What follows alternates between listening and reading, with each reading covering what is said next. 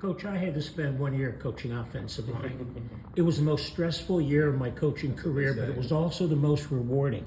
To get 5 guys to play as one, there's nothing in football other than coaching offensive line. Sure.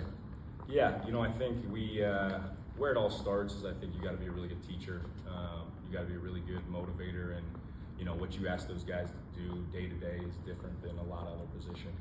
Asking that guy to go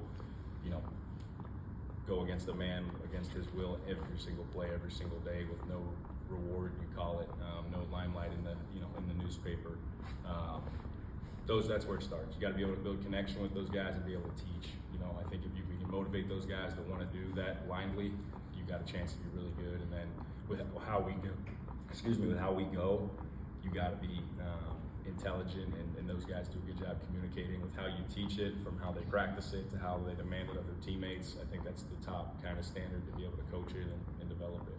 Coach, somebody who doesn't know football, they see the movie Fantasia and they see the dancing hippos and the tutus, right?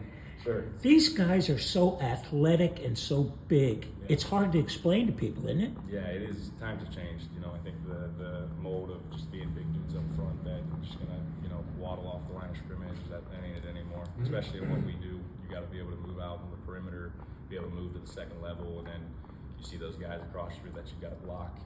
Defensive ends, outside linebackers that you see at the combine running 4.4s, 4.3s. You got to be athletic enough to go cover those guys up and win in protection too. So yeah, it is a different mold than many years ago, and credit to our strength staff. I think some of that skill here can be developed too in terms of the athleticism, and those guys do a good job there too.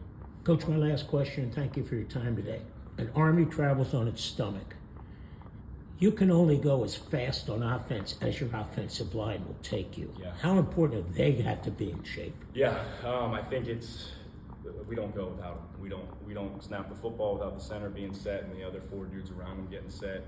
We drill it into their brains from the first meeting on, and it's how you got to live that way. You can't kind of sprinkle or dip your toe in. It's got to be how you live every single day on the practice field. Every drill, there's got to be some sort of urgency, some sort of tempo to it, because if you try to just sprinkle in, your guys aren't going to be able to be in shape enough.